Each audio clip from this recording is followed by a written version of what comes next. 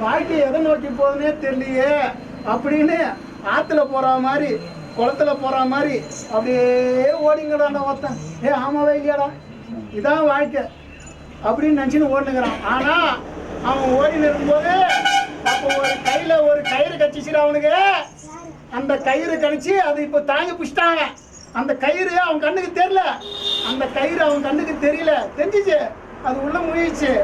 அதை எப்படியா பார்த்து பிடிச்சி நல்லா பிடிச்சாலும் புளியங்களையா பிடிச்சி நின்றுக்கிறானே. அதான் இப்போ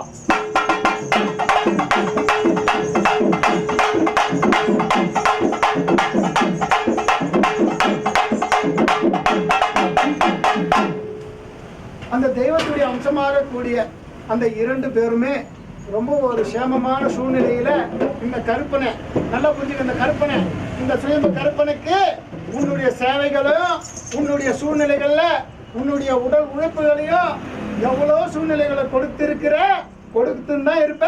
இதான் உன் தலையில எழுதப்பட்டது. உன்னுடைய குடும்பத்தில் இருக்கிறவங்க தலையில அனைவருக்கிட்டையும் கருப்பங்கிறான் அந்த ஐயப்பங்கிறான்டா. அதான்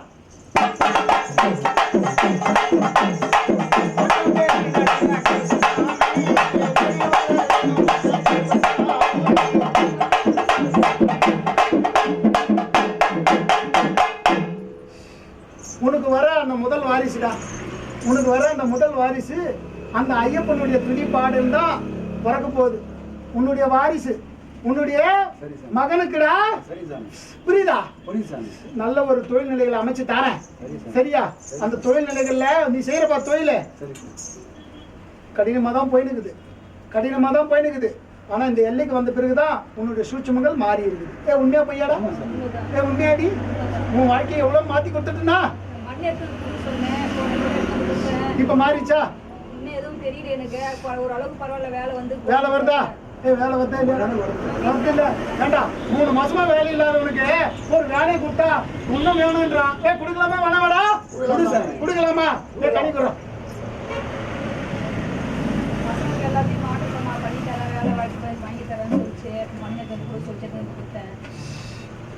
கவலைப்படாத, உன்னுடைய சூட்சுமத்துல இல்லத்துல எதுவுமே இல்லை. 2 கணிக்குள்ளு உன்னுடைய இடது கால வெளியே ஓடுறி. கவலைப்படாதா, எல்லாம் ஜெயமாக்கி தரேன், சத்தியம்.